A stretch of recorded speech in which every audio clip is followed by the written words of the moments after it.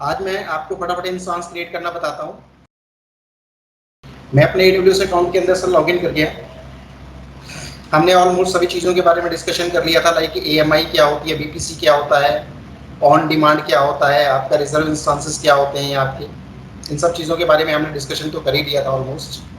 तो मैं अपने ओयो रीजन के अंदर हूँ और मैंने यहाँ पे जाके अपना EC2 सर्विस के ऊपर गया और EC2 सर्विस के बाद मैं जो है वो कहाँ पे चलता हूँ, EC2 सर्विस के पास इंस्टेंसेस के ऊपर जाके लॉन्च इंस्टेंसेस के ऊपर आके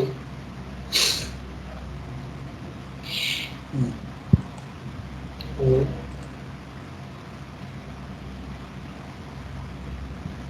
यहाँ पे आके ओपीटी, ये सबसे पहले हमने क्या करना है, अपना AMI सेलेक्ट करना था। तो हम उस टाइम जो था वो अपना उबंटू का एक AMI यूज़ कर रहे थे, उबंटू का AMI यूज़ किया। नेक्स्ट इंस्टांस, अब यहाँ पे आए थे सर नंबर ऑफ इंस्टांसेस कितने क्रिएट करने हैं, परचेजिंग ऑप्शन क्या रहेगा, BPC क्या रहेगा, कौन से आपको एवेबिलिटी जोन, हमने पढ़ा था 3 एवेबिलिटी जोन होते हैं और हर एक एवेबिलिटी जोन में क्या होता है, अपना अपना एक सबनेट होता है, सबके ऊपर DHCP एनेबल्ड होता है। वहाँ से उसको पब्लिक और प्राइवेट IP मिल जाते हैं, जैसे हमने पहले भी डिस्कशन किया, पब्लिक IP एड्रेस क्या होते हैं, प्राइवेट IP एड्रेस क्या होते हैं, इन सब चीज़ों के बारे में हम पहले ही डिस्कशन कर चुके हैं, कौन से पब्लिक होते हैं, कौन से प्राइवेट होते हैं, इन सब के बारे में हम पहले से डिस्कशन कर चुके हैं। होस्ट नेम, देखो यहाँ पे ऑटो असाइन पब्लिक IP, यहाँ पे अगर आप चाहते हो नहीं मेरी मशीन को पब्लिक IP नहीं मिले तो फिर इसको डिसेबल कर दो। बट अभी तक तो हम उसके इंफ्रास्ट्रक्चर में क्या कर रहे हैं, अपनी एक VM बना रहे हैं, एक वर्चुअल मशीन बना रहे हैं, तो उसको रिमोटली एक्सेस करना है तो आपको पब्लिक IP एनेबल करके ही चलना पड़ेगा। ऑटोमेटिकली वो आपकी मशीन को एक होस्ट नेम भी देगा, DNS एक नेम स्पेस DNS का नेम भी दे देगा। आपने प्लेसमेंट ग्रुप में अभी कुछ नहीं डालना है, capacity reservation as it is छोड़ देनी है आपने। डोमेन ज्वाइन डायरेक्टरी, किसी भी डोमेन में अभी आपने ज्वाइन नहीं करना है। IAM identity and access management, कोई रूल आपको डिफाइन नहीं करना है। शटडाउन बिहेवियर क्या होना चाहिए, स्टॉप हो जाना चाहिए। Hibernate mode, enable termination protection, यहाँ पे ये बात समझने वाली है, अनेबल टर्मिनेशन प्रोटेक्शन। अब इस अनेबल टर्मिनेशन प्रोटेक्शन का मतलब क्या हुआ, इस अनेबल टर्मिनेशन प्रोटेक्शन का मतलब है कि मान के चलिए आपके पास 2 या 3 इंस्टांस बने हैं, एक मान के चलिए आपका वेब सर्वर के ऊपर चल रहा है, एक इंस्टांस आपका डेटाबेस सर्वर के ऊपर चल रहा है, एक इंस्टांस आपका जो है एज अ स्टोरेज वर्क कर रहा है। अब आपका एडमिन कहता है यार एक काम करो, जो वेब सर्वर है उसको क्या कर दो, आप टर्मिनेट कर दो, लेकिन गलती से आपने सेलेक्ट करना था वेब और आपसे गलती से सिलेक्ट हो गया आपका डेटाबेस सर्वर। जैसे ही आपने उसको क्या किया, टर्मिनेट, खत्म, कोई वार्निंग नहीं है कि मैं इसको डिलीट करना चाहता हूँ, कि आप इसको डिलीट कर सकते हो या नहीं कर सकते हो, यस नो कुछ नहीं पूछेगा, सीधा डिलीट मार देगा। लेकिन हाँ, अगर आपको प्रोटेक्शन लेनी है, क्योंकि डिलीट करने से पहले मेरे से पूछे क्या सर इसको आप डिलीट करना चाहते हो या नहीं करना चाहते हो, और जब तक ये प्रोटेक्शन आपकी डिसेबल ना हो तब तक वो इसको डिलीट ही ना करने दे, कि गलती से कहीं ऐसा कर रहे हो तो फिर डिलीट नहीं होना चाहिए।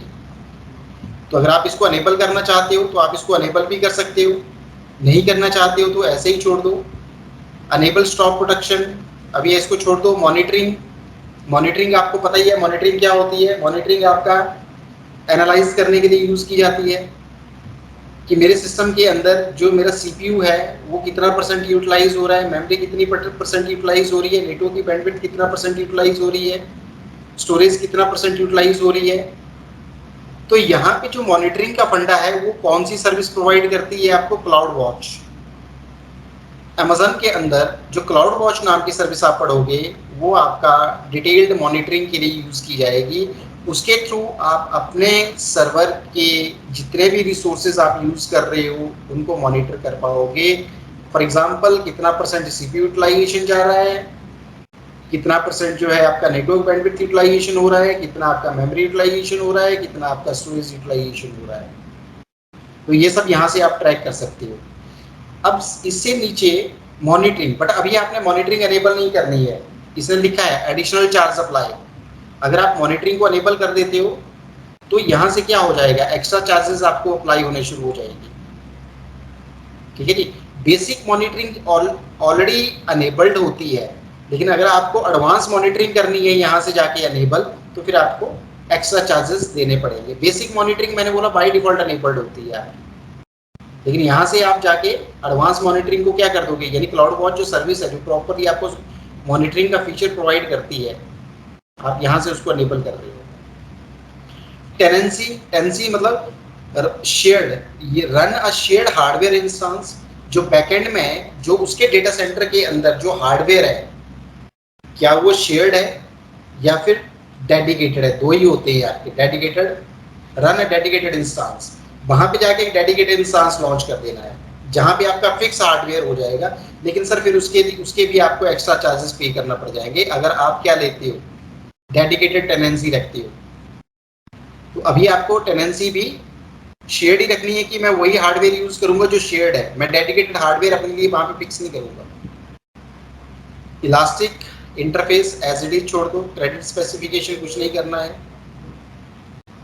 ये सब चीजें एज इट इज छोड़ दो जो एडवांस डिटेल में है। यहाँ पे एक ऑप्शन होता है लास्ट में यूजर डेटा का। लास्ट में क्या ऑप्शन होता है, यूजर डेटा। सर ये यूजर डेटा क्या होता है? मैंने बोला यार आप एज अ डेवलपर वर्क कर रहे हो, आपके पास एक स्क्रिप्ट है, आप एज अ डेवलपर वर्क कर रहे हो और आपके पास एक स्क्रिप्ट है जिसके अंदर आपने नंबर ऑफ टास्क ऐड किए हैं, उस स्क्रिप्ट के अंदर आपने नंबर ऑफ टास्क ऐड किए हैं।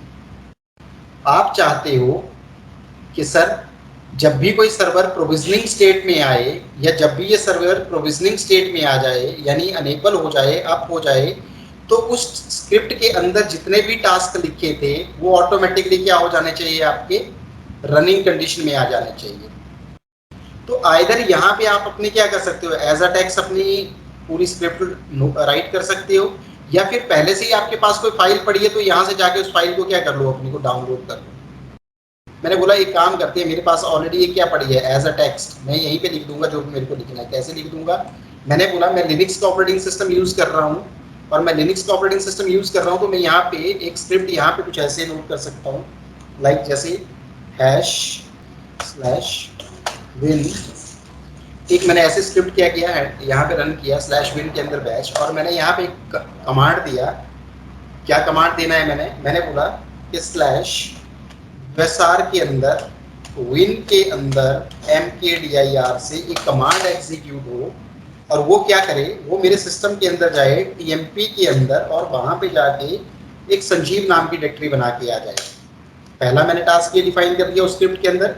दूसरा मैंने यहाँ पे बोला कि दूसरा क्या होना चाहिए, यूएसआर के अंदर विन के अंदर से एक कमांड एग्जीक्यूट हो, और कौन सी कमांड, टच कमांड एग्जीक्यूट हो, जो क्या करे /tmp के अंदर जाए और tmp के अंदर संजीव के अंदर जाए और संजीव के पास जाके किस नाम से, टेस्ट नाम से 1.5 फाइल बना के आ जाए। और फिर मैंने बोला /usr के अंदर से /win के अंदर से क्या कमांड रन हो, और वो क्या करे, वो आपका जो है वो हेलो वर्ल्ड करके आ जाए। कहाँ पे? /tmp के अंदर, टेम्प के अंदर जो संजीव नाम की डायरेक्टरी है उसके अंदर जो मैंने बोला test1 नाम की फाइल बनेगी उसके अंदर करके आ जाए ऐसा। ठीक है, आपने अपनी एक स्क्रिप्ट यहाँ पे ऐड कर दी। अब ये स्क्रिप्ट कब एग्जीक्यूट होगी? जैसे ही मेरा ये सर्वर लॉन्च हो जाएगा ऑटोमेटिकली ये सर्वर क्या हो जाएगी, आपकी स्क्रिप्ट भी एग्जीक्यूट हो जाएगी। चलो इसको देखते हैं होती है नहीं होती है। तो उसके बाद मैंने नेक्स्ट स्टेप लेना है यहाँ से ऐड अ स्टोरेज। सर ये ऐड अ स्टोरेज, अब यहाँ पे लिखा है इसने ऐड अ स्टोरेज, अब होगा क्या, होगा कुछ ऐसे, यहाँ पे समझना आप, ये AWS का डेटा सेंटर है और ये आप अपने लिए एक VM बना रहे हो, अपने लिए एक VM बना रहे हो, यहाँ पे इसके पास रिजर्व कर रहे हो। तो AWS के पास बेसिकली यहाँ पे क्या होता है, AWS के पास बेसिकली यहाँ पे एक स्टोरेज बॉक्स है। ये क्या है? एक स्टोरेज बॉक्स है, और इस स्टोरेज बॉक्स की जो लिमिट है मैंने मान के चलिए बोला 100 टेराबाइट है। कितना? 100 टेराबाइट का है। और ये 100 टेराबाइट का जो स्टोरेज बॉक्स है, ये इसने बाया कैसे शेयर करके रखा है, इसको हम कहेंगे अपना कौन सा जो है कैसे शेयर करके रखा है बाया नैस। ये कौन सा बॉक्स है, एक नैस बॉक्स, यानी नैस को कहते हैं network network attached network attached storage कहते हैं। क्या कहते हैं उसको, नेटवर्क अटैच्ड स्टोरेज कहते हैं।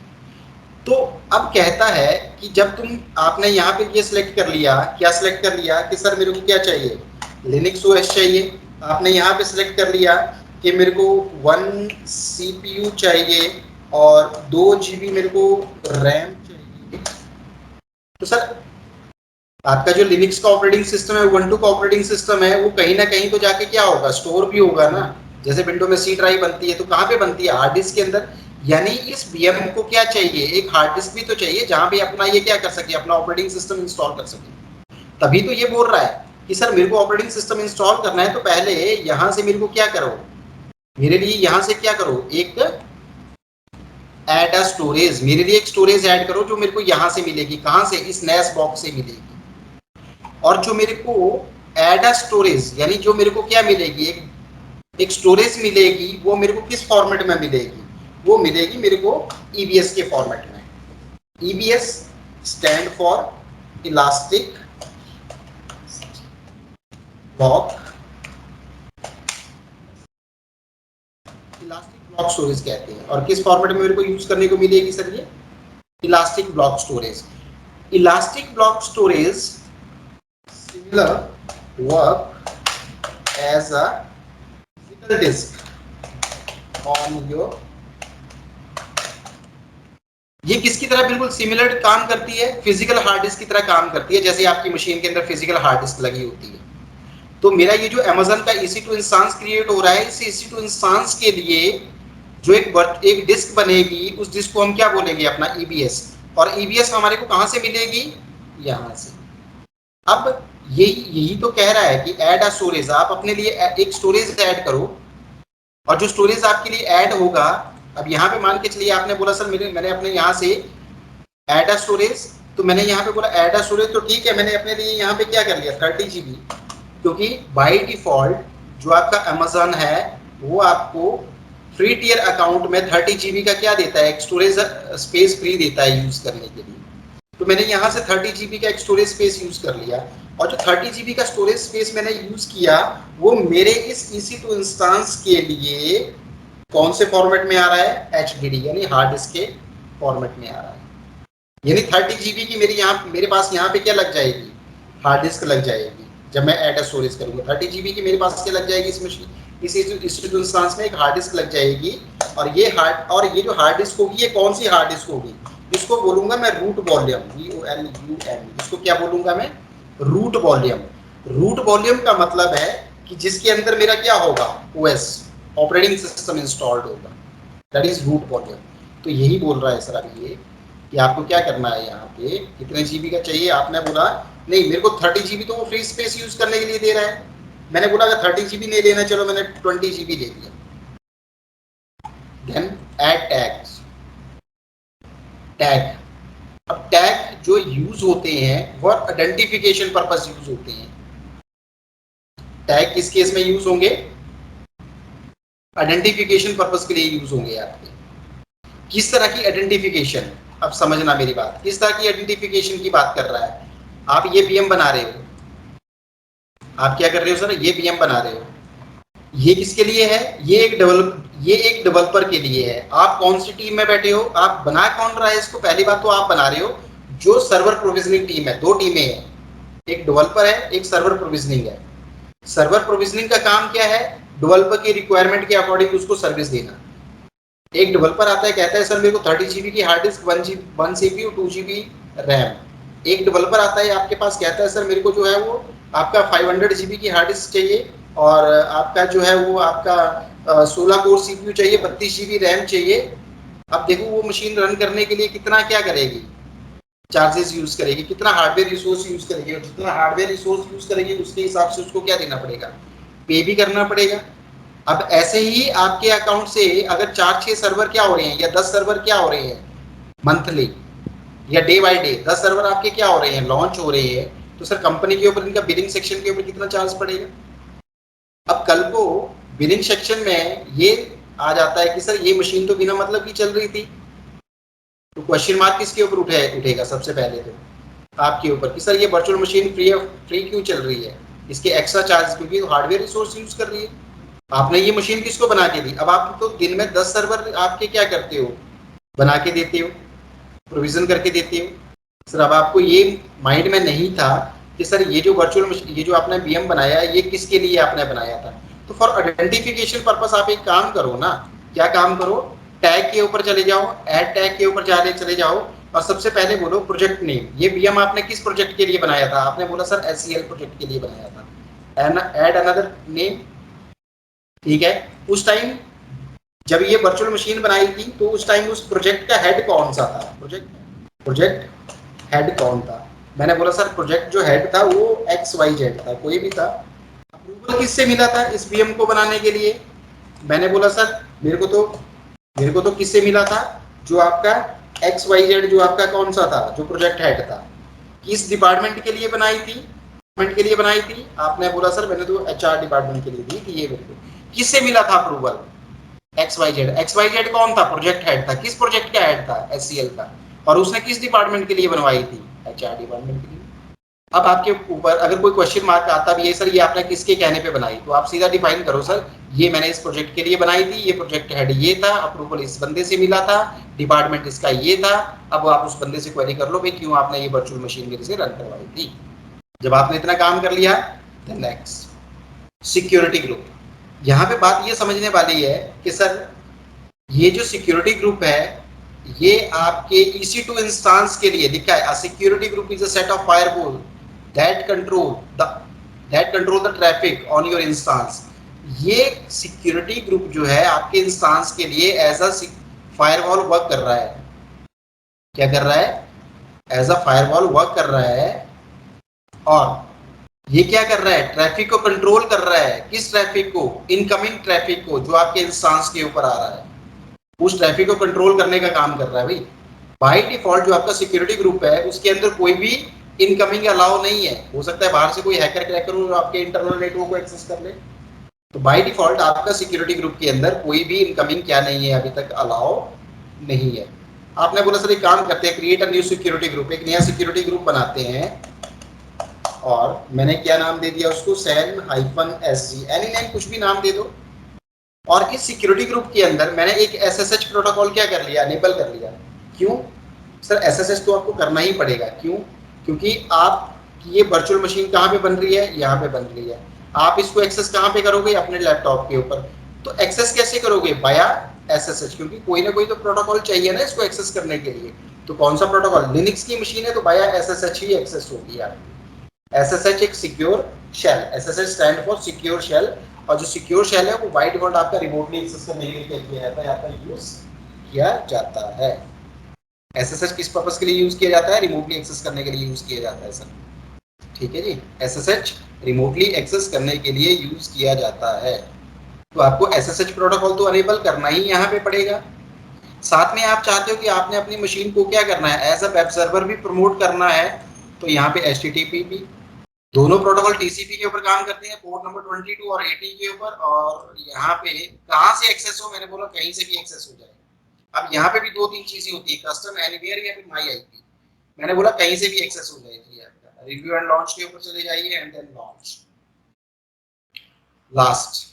जैसे ही आपने रिव्यू एंड लॉन्च किया, अब रिव्यू एंड लॉन्च कर रहे हो तो देखो ये सारा का सारा रिव्यू आपको दे रहा है कि उबंटू का आपने ऑपरेटिंग सिस्टम यूज किया है, इंस्टेंस कौन सा यूज किया है, सिक्योरिटी ग्रुप आपने किस नाम से बनाया, उसके अंदर कौन से प्रोग्राम है, इंस्टेंस की डिटेल लेनी है, तो आपने ये सारे स्टेप्स वहां पे क्या किए थे। स्टोरेज कौन सा लगाया था आपने, ये 20 GB का, टैग्स में आपने क्या दिया था, ये टैग्स आपने दिया था इसमें, और किसके साथ अनेबल होने चाहिए टैग, आपका इंस्टेंसेस के साथ चलेंगे, देन लॉन्च। अब होता है सर ये बीएम कहाँ पे बन रही है, ये बीएम तो सर यहाँ पे बन रही है, AWS के इस डेटा सेंटर के अंदर बन रही है। इसको आपने कहाँ पे एक्सेस करना है, यहाँ पे आपको क्या मिल जाएगा, एक पब्लिक आईपी भी मिल जाएगा, एक प्राइवेट आईपी भी मिल जाएगा। लेकिन क्या आपने इस मशीन के अंदर जब लॉगिन होना है तो क्या आपके पास यूजर नेम और पासवर्ड है, तो मशीन के अंदर ठीक है, आपने मशीन तो बना लिया, आपको पब्लिक आईपी भी मिल जाएगा जिसके थ्रू आप एक्सेस करोगे, बट सर क्या लॉगिन होने के लिए, ऑथेंटिकेशन पर्पस के लिए कोई यूजर नेम और पासवर्ड तो चाहिए? क्या चाहिए यहाँ पे आपको? User name and password. हाँ, पासवर्ड चाहिए। बट अगर हम बात करें तो कहता है अगर आपका ये जो इंस्टांस है ये कौन सा है, ये अगर उबंटू का इंस्टांस है तो इसके अंदर एक डिफॉल्ट यूजर होता है, वो किस नाम से होता है सर? उबंटू नाम से ही होता है। अगर आपका ये रेड हैट का इंस्टांस है, किसका इंस्टांस है? अगर ये रेड हैट का इंस्टांस है तो वो किस नाम, उसका जो डिफॉल्ट यूजर होता है वो किस नाम से होता है? EC2 हाइफन यूजर नेम से ही होता है। अगर आपका विंडो का है, अगर आपका विंडो का कोई सर्वर है तो उसका जो डिफॉल्ट यूजर नेम होता है दैट इज एडमिनिस्ट्रेटर, नाम से होता है आपका, एडमिनिस्ट्रेटर नाम से ही होता है। तो ये किसका इंस्टांस है? उबंटू का। ठीक है, मेरे को डिफॉल्ट यूजर नेम तो मिल गया लॉगिन होने के लिए उबंटू नाम से, बट उसका पासवर्ड, तो ये उसका पासवर्ड नहीं आपको देगा कहीं जनरेट करने के लिए, तो बोलता है इसके लिए आपको क्या करना पड़ेगा? पहले की जनरेट करना पड़ेगी सर्वर के ऊपर। आपको सर्वर के ऊपर सबसे पहले क्या करना पड़ेगा? की जनरेट करना पड़ेगी, और जो की होगी दैट इज पब्लिक की, एक की जनरेट करना पड़ेगी, और जो की होगी उसके दो फॉर्मेट होंगे, ये समझ लो। पहले की जनरेट करना पड़ेगी, और जो की जनरेट करना पड़ेगी उसके दो फॉर्मेट होंगे, एक आपकी PUBLIC पब्लिक की होगी, एक फॉर्मेट में क्या आएगा? पब्लिक की, और दूसरा क्या आएगा? प्राइवेट की। ये दो तरह की जनरेट होगी। सर प्राइवेट की मैं अपने, ये सर्वर अपने पास रखेगा और पब्लिक की आपको दे देगा। प्राइवेट की ये अपने पास रखेगा, पब्लिक की ये आपको दे देगा, और आप उस पब्लिक की को अपने पास एज अ प्राइवेट की सेव कर लोगे। आपके पास भी की आ गई, इसके पास भी की है, की जो है एज अ पासवर्ड एक्ट करेगी। आपके पास भी प्राइवेट की है, इसके पास भी प्राइवेट की है। अब जब मैं इसको एक्सेस करने जाऊंगा तो ऑथेंटिकेशन के लिए मेरे से क्या पूछेगा? पासवर्ड। जब मैं इसको एक्सेस करने के लिए जाऊंगा पासवर्ड पूछेगा, तो यहाँ से आपकी जो पब्लिक, ये सर्वर इसको अपनी पब्लिक की सेंड करेगा जो इसकी प्राइवेट की से मैच करेगी, इसकी प्राइवेट की से मैच कर गई तो ये आपका यहाँ पे क्या हो जाएगा? एक्सेस हो जाएगा। तो यही चीज ये बोल रहा है कि सर चूज एन एग्जिस्टिंग की पेयर। मैंने बोला नहीं, क्रिएट अ न्यू, एक नई की बना लेते हैं। किस नाम से की बना ली? मैंने बोला EC2 नाम की बना ली मैंने, किसी भी नाम से बना लो, डाउनलोड की पेयर। ठीक है जी, ये आपके पास की आ गई, की आ गई, एंड देन लॉन्च इंस्टेंस, और आप अपने इंस्टेंस को लॉन्च कर लो। आपने सर अपना इंस्टेंस लॉन्च कर लिया, व्यू इंस्टेंसेस के ऊपर चलो, देखो ये आपका एक इंस्टेंस, ये आपके लिए एक VM बन रही है, बट अभी क्या है? पेंडिंग स्टेट में देखना। सबसे पहले यहाँ पे इसको आप नाम भी दे सकते हैं। मैंने बोला सर इसको मैंने दे दिया वेब सर्वर। क्या नाम दे दिया इसको मैंने? Web server. देन इसको मैंने क्या कर लिया सर? जाके सेव कर लिया। ये इंस्टेंस की एक आइडेंटिटी बन गई, ये इस इंस्टेंस की आईडी बन गई। आइदर मैं इसको इस नाम से भी आइडेंटिफाई कर सकता हूँ, सर्च कर सकता हूँ, आइदर मैं इस आईडी से भी इसको सर्च कर सकता हूँ। इंस्टेंस की स्टेट क्या है? रनिंग स्टेट है। इंस्टेंस का टाइप क्या है? T2 माइक्रो इंस्टेंस है। स्टेटस क्या हो रहा है? अभी चेक हो रहा है, स्टेटस चेक। अभी स्टेटस चेक में क्या बताएगा? देखना आपका इनिशियलाइजिंग मोड पे है, मतलब अभी बन रहा है, अभी क्रिएट नहीं हुआ है। आपने कोई अलार्म क्रिएट किया मॉनिटरिंग पर्पस के लिए? नहीं। कौन से एबिलिटी जोन में बनाया? पब्लिक पब्लिक आपको IPv4 DNS भी मिला, पब्लिक IPA मिल गया आपकी मशीन को। कोई इलास्टिक आईपी दिया? नहीं दिया। सिक्योरिटी ग्रुप कौन सा आपने यूज किया है? की नेम क्या दिया है? लॉन्च टाइम क्या है? तो ये सारी डिटेल आ गई। अब इसकी डिटेल आप ऐसे भी दे सकते हो, यहाँ पे क्लिक करो, देखो इस इंस्टेंस से रिलेटेड हर एक चीज की डिटेल दे देगा, जितने भी ये पैरामीटर्स हैं आपके, like detail, instance ID, public IP क्या है, प्राइवेट आईपी क्या है, इंस्टेंस का स्टेट क्या है अभी, ठीक है जी, इसका होस्ट नेम क्या है, इसका जो है ऑटो असाइंड आईपी एड्रेस क्या है, इंस्टेंस का टाइप T2 माइक्रो इंस्टेंस क्या है, कोई पब्लिक आईपी दिया है, कोई सबनेट आईडी दिया है, कौन सा ऑपरेटिंग सिस्टम प्लेटफॉर्म यूज कर रहे हो, उबुंटू यूज कर रहे हो, ठीक है। इसका सिक्योरिटी ग्रुप जो आपने डिफाइन किया था, कौन कौन से प्रोटोकॉल आपने यहाँ पे एनेबल किए थे, नेटवर्किंग में पब्लिक आईपी और प्राइवेट आईपी कौन से यूज किए, स्टोरेज आपने कौन सी लगाई थी, कितने जीबी की लगाई थी, उसके बारे में बता रहा है। देखो जो आपने कंपोनेंट ऐड किए। स्टेटस चेक, अभी स्टेटस क्या है? स्टेटस में दो चीजें चेक होती हैं, एक सिस्टम स्टेटस चेक है, एक आपका इंस्टेंस स्टेटस चेक। दोनों इनिशियलाइजिंग मोड पे है। जैसे ही आपके दोनों अप होंगे, रनिंग में आ गए, देखना यहाँ पे 2/2 स्टेटस आ गया, यानी दो चीजें चेक हुई। क्या? सबसे पहले सिस्टम का स्टेटस चेक हुआ, देन इंस्टेंस का स्टेटस चेक हुआ। अब दोनों में डिफरेंस क्या है ये आप पढ़ेंगे, ठीक है जी। तो ये इंस्टेंस आपका यूज करने के लिए रेडी हो गया, ये इंस्टेंस आपका यूज करने के लिए क्या हो गया, रेडी हो गया। अब इस इंस्टेंस को आप यूज कैसे करोगे, ये आपने अपने AWS के इंफ्रास्ट्रक्चर में तो बना लिया, उसके डेटा सेंटर में तो बना लिया, बट इसको आप अपनी मशीन के ऊपर कैसे एक्सेस करोगे? तो इसको आपने अगर अपनी मशीन के ऊपर क्या करना है, एक्सेस करना है, तो आपकी मशीन के अंदर सबसे पहले वो है दो छोटे छोटे सॉफ्टवेयर चाहिए। सबसे पहले तो मैं एक आपको बता रहा हूँ कि एक पुट्टी जेन, एक पुट्टी जेन है जो क्या कर रहा है, जो आपने वहां से पब्लिक की डाउनलोड की है, वो की मेरे सिस्टम के या मेरे लिए अभी रीडेबल फॉर्मेट में नहीं है, मेरे सिस्टम के लिए रीडेबल फॉर्मेट में नहीं है। पहले तो उस की को क्या करो, डिक्रिप्ट करो जरा, और अपने पास एज अ प्राइवेट की सेव कर लो। तो आप यहाँ पे जाओ, कहाँ पे, लोड के ऊपर, और लोड के ऊपर जाके आप डाउनलोड में चले जाओ, और किस नाम से बनाई थी, यहाँ पे नहीं दिख रही है तो ऑल फाइल्स में जाओ, ये ec2.pem जो पब्लिक की है वो हमेशा उसकी एक्सटेंशन क्या रहेगी, .pem। तो इसको आप क्या करो, ओपन, वो तक कोई फास्टफेरिस पासवर्ड देना है तो दे दो, 1 2 3 4 5 6 1 2 3 4 5 6, ये ऑप्शनल है यहाँ पे पासवर्ड, अगर नहीं देना चाहते कोई दिक्कत नहीं है, ये ऑप्शनल है। सेव एज अ प्राइवेट की, और अपने पास इस की को एज अ प्राइवेट की मैंने यहाँ पे ट्रिपल अपने इसके ऊपर डेस्कटॉप के ऊपर ECEX2 नाम से मैंने इसको सेव कर लिया, मान के चलिए किसी भी नाम से। और देखना जब जैसे ही अगर आपके ये सेव हुआ, कहाँ पे सेव हुआ आपका, EX2 नाम से सेव हुआ, कहाँ पे हुआ ये आपका, तो ये देखने के लिए क्या करना पड़ेगा, पहले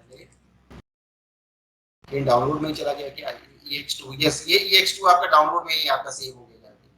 और इस पैम से इसकी क्या बदल गई आपकी, पुट्टी प्राइवेट की, PPK पुट्टी प्राइवेट की, ये पैम था तो पब्लिक की थी, अब इसको मैंने अपने सिस्टम में EX2 नाम से PPK फाइल में कन्वर्ट कर लिया, यानी प्राइवेट की मैंने सेव कर दिया मैंने। अब पुट्टी जेन का काम खत्म हो गया, इसको यहाँ से क्लोज कर दो। अब एक सॉफ्टवेयर रिमोटली एक्सेस करने के लिए यूज करो, दैट इज पुट्टी। कौन सा सॉफ्टवेयर यूज करना पड़ेगा, पुट्टी, पुट्टी सॉफ्टवेयर ओपन करो। उसके बाद कहाँ पे जाओ, रिमोटली एक्सेस करने के लिए SSH और टाइप, ऑथेंटिकेशन टाइप क्या रहेगा, ब्राउज करो, और जो आपने डाउनलोड में अपनी .ppk की को डाउनलोड किया है उसको यहाँ से, और एक काम करना, इस मशीन का आप एक बार पब्लिक आईपी यहाँ से कॉपी कर लेना, ये पब्लिक आईपी, क्योंकि इसी की हेल्प से आप रिमोटली एक्सेस करोगे। कहाँ पे चले जाना, सेशन के ऊपर चले जाना, सेशन के ऊपर जाके यहाँ पे क्या डालना, कौन सा यूजर एक्सेस करना है आपको पता है, 12 है, तो ubun12@, और यहाँ पे डाल देना आप अपना पब्लिक आईपी, और उसके बाद यहाँ पे सेशन किसी भी नाम से बना लेना, मैंने किस नाम से सेशन यहाँ पे सेव कर लिया, सैन नाम से आप अपने सेशन को यहाँ पे सेव कर लेना। जैसे ही आपने ये सेशन सेव किया, इसके ऊपर डबल क्लिक करना, जैसे डबल क्लिक करोगे आपने ये देखो 18.20.216.206.27 ये मशीन आपके पास एक्सेस हो रही है। एक्सेप्ट करो इसकी रिक्वेस्ट को कि मैंने बिल्कुल एक्सेस करनी है। पूछ रहा है आपका यूजर कौन सा एक्सेस हो गया, उबंटू। फॉर ऑथेंटिकेशन पर्पस आपने कोई क्या देनी है, पब्लिक की। पब्लिक की तो ठीक है मेरी मैच कर गई, उसके साथ पासवर्ड कुछ दिया था 1 2 3 4 5 6, ठीक है। जैसे ही मैंने ये पासवर्ड की डाली, आपकी मशीन सर यहाँ पे आपके पास क्या आ गई, कौन सा यूजर लॉगिन हो गया, राइट क्लिक करो, चेंज सेटिंग के ऊपर जाओ, अपीयरेंस के ऊपर जाओ, चेंज के ऊपर जाओ, 16, इसका थोड़ा सा इंटरफेस बड़ा कर लो। आपके पास ये आपकी रेड हैट की मशीन क्या हो गई, आपके पास जो है सॉरी उबंटू की मशीन आपके पास क्या हो गई, एक्सेस हो गई। कौन सा यूजर लॉगिन है, उबंटू। मैंने यहाँ पे कमांड यूज किया sudo -s, और मैं किस यूजर के ऊपर आ गया, जो रूट है, जो मेरा एडमिन है यहाँ, उस यूजर को मैंने यहाँ पे एक्सेस कर लिया। तो सर ऐसे आप क्या करोगे, अपने लिए एक वीएम क्रिएट करोगे और अपने लिए एक वीएम बनाओगे। अब यहाँ पे इतने स्टेप मैंने परफॉर्म किए, अब इन स्टेप्स को देखने में कोई दिक्कत है तो बताइए, कोई चीज समझ नहीं आई तो प्लीज बताइए।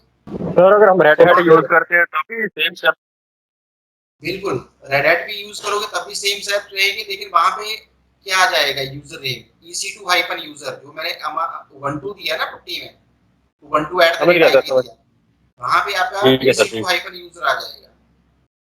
सर लेकिन जनरली क्या यूज होता है, ओवंटू यूज होता है AWS के साथ, ही रेड हैट यूज करते हैं वो मोस्टली तो आप कंपनी। यूज़ करो जो आपको यूज़ करना है, ऐसा कोई वो नहीं है। आपको अपना सर्वर किसके ऊपर प्रोविज़न करना है, विंडो के ऊपर करना है, लिनक्स के ऊपर करना है, सुज़ी के ऊपर करना है, डेबियन के ऊपर करना है, आपको किसके ऊपर करना है। बट जब इंस्टांस आप लॉन्च कर लोगे तो एक चीज़ और देख लेना कि सर ये इंस्टांस को लॉन्च कर दिया, अगर ये चलता रहा तो आपका क्या होगा? चार्जेस आपको पड़ेंगे कुछ टाइम के बाद ना, क्योंकि बट 750 आवर तक तो आपको फ्री ऑफ कॉस्ट है, एकदम से चार्ज नहीं टर्मिनेट कर पड़ेंगे। देना सर, डायरेक्टली जी, कनेक्ट भी कर सकते हैं ना इसको सर? तो यहाँ से जाओ और यहाँ से इसको क्या कर दो अपना, टर्मिनेट। इंस्टांस की स्टेट में जाओ, यहाँ पे क्या कर दो इसको अपना टर्मिनेट कर दो। आज मैंने आपको एक इंस्टांस लॉन्च करना बताया, कल हम इसकी इसी इंस्टांस को फिर से लॉन्च करेंगे, बट हम थोड़ा सा इसको और इसके अंदर कुछ फीचर और अंडरस्टैंड करेंगे। सर्वर जो हमने क्रिएट किया है इसको सीधा जाके कनेक्ट पे जाके। सर कनेक्ट पे जाके भी कर सकते हो, बट वो एक वे नहीं होता है। आप या तो पुट्टी के थ्रू यूज करो, या फिर मैं आपको एक दो वे और बताऊंगा, पावर शेल का यूज करके भी बताऊंगा कि विंडो के अंदर विदाउट आपका जो है वो पुट्टी या पुट्टी जन से कैसे एक्सेस किया जाएगा। अगर आपको पुट्टी पुट्टी जन एक्सेस नहीं यूज नहीं करना है तो आप डायरेक्ट पावर शेल से भी जाके इसको यूज कर सकते हो, या फिर इसके अंदर एक क्लाउड शेल भी बनी होती है, तो क्लाउड शेल से भी डायरेक्ट इसको लॉगिन ले सकते हो। Okay but sir. वे वही होता है जो मैंने आपको बताया, एक जो मतलब कंपनियों में जो वे चलता है वो वही चलता है। आपका इधर आप पुट्टी से एक्सेस करो या फिर टर्मिनल से एक्सेस करो। Okay sir. ठीक है जी, तो बाकी कल के लिए इसको रेडी कीजिए, बाकी कल मिलते हैं। और आप मैंने बताया जो भी काम की जो आपने इंस्टांस क्रिएट किया, प्लीज उसको यहाँ से क्या कर देना, टर्मिनेट, टर्मिनेट। यहाँ से जाके सर इसका टर्मिनेट। डिलीट भी कर सकते हैं? ये टर्मिनेट हो गया, मतलब कुछ टाइम बाद ये टर्मिनेट मतलब ये डिलीट हो जाएगा। अभी तक तो ये देखो क्या हो गया, टर्मिनेट हो गया ना, कुछ टाइम बाद यहाँ से हट जाएगा। टर्मिनेट का मतलब डिलीट हो गया परमानेंट उसके हिसाब से। सर अब हमने कल अगर प्रैक्टिस कर रहा था, हमें शुरू से दोबारा क्रिएट करना पड़ेगा जी? हाँ, अब ये खत्म है, अब मतलब खत्म हो गया, अभी है ही नहीं है। सर अगर इसे स्टॉप कर देते हैं देन? मैंने बोला ठीक है स्टॉप कर लो आप, कोई दिक्कत नहीं है। 750 आवर्स तो आपके लिए पड़े हैं पर मंथ के, ठीक है सर। तो स्टॉप कर रहे हो तो उसके चार्जेस तो है नहीं। बट उस केस में ओके। क्या होगा वो भी हम बात करेंगे कि जब आप स्टॉप करके शट डाउन करोगे तो उस केस में आपके रनिंग सर्वर के ऊपर क्या इफेक्ट पड़ते हैं वो भी हम देखेंगे, नेक्स्ट बात करेंगे उनके बारे में।